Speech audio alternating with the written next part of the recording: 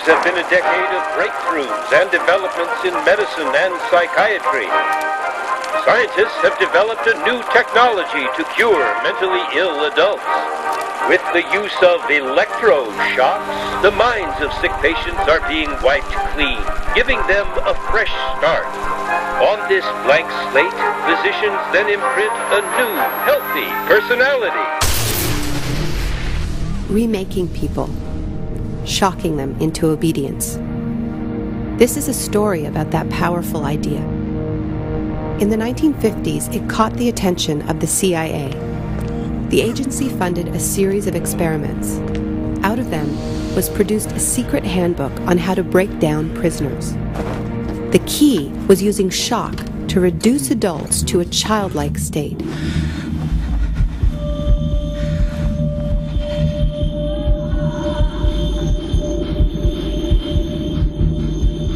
It's a fundamental hypothesis of this handbook that these techniques are in essence methods of inducing regression of the personality. There is an interval, which may be extremely brief, of suspended animation, a kind of psychological shock or paralysis. Experienced interrogators recognize this effect when it appears, and know that at this moment the source is far more open to suggestion, far likelier to comply than he was just before he experienced the shock.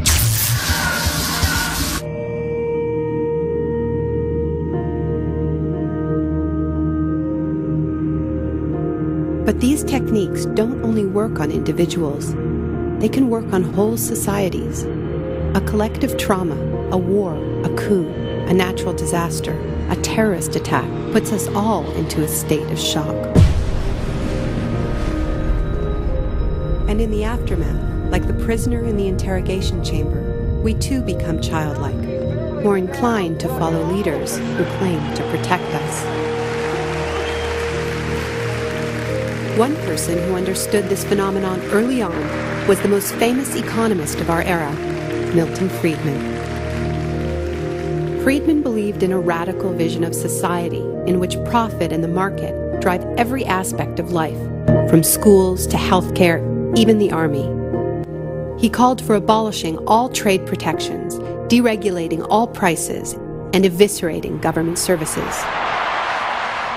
These ideas have always been tremendously unpopular, and understandably so. They cause waves of unemployment, send prices soaring, and make life more precarious for millions.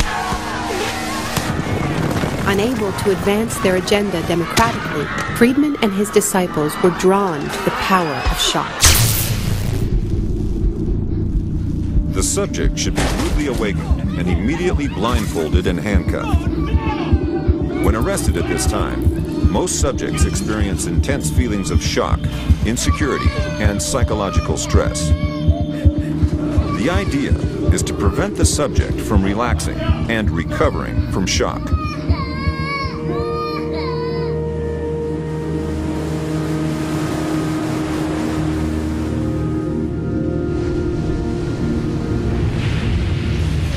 Friedman understood that just as prisoners are softened up for interrogation by the shock of their capture, massive disasters could serve to soften us up for his radical free market crusade. He advised politicians that immediately after a crisis, they should push through all the painful policies at once before people could regain their footing. He called this method economic shock treatment. I call it the Shock Doctrine. Take a second look at the iconic events of our era, and behind many, you will find its logic at work. This is the secret history of the free market.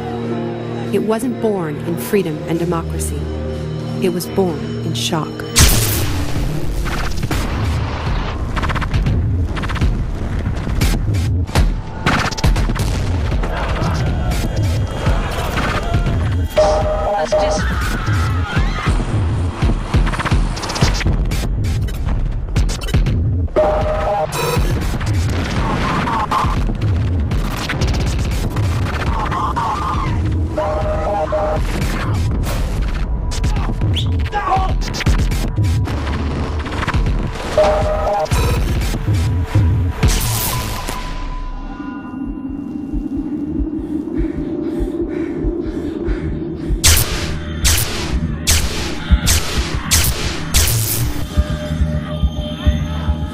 Isolation, both physical and psychological, must be maintained from the moment of apprehension.